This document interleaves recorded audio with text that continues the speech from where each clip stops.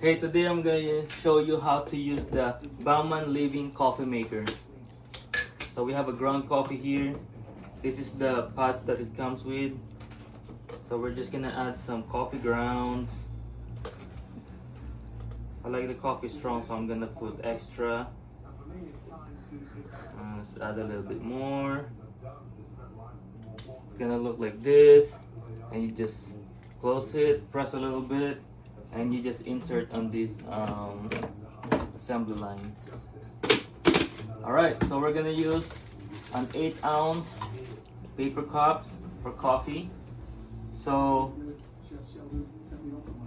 I add a little bit of coffee ground so I can fill up the whole thing. But the initial, when I press this, the large only yield about like 6 ounces.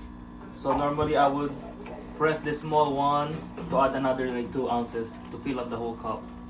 So right, I'll show you how it's brewing.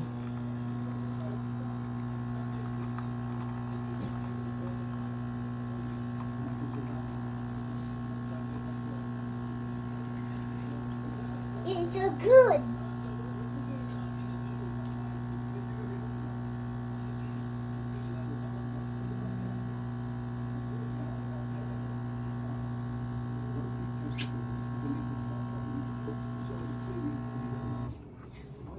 So show them. So this is the first brew.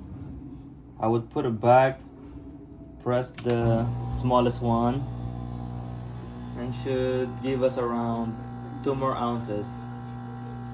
So in total, if you compress the coffee ground on the pod, then you can do this. But if you don't want, just put that's enough and just press your intention the proper size.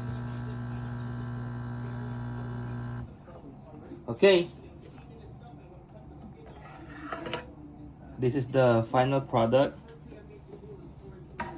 It's very frothy, almost like an espresso machine. So for me, it tastes the same as a good cup of Americano. All right, that's it.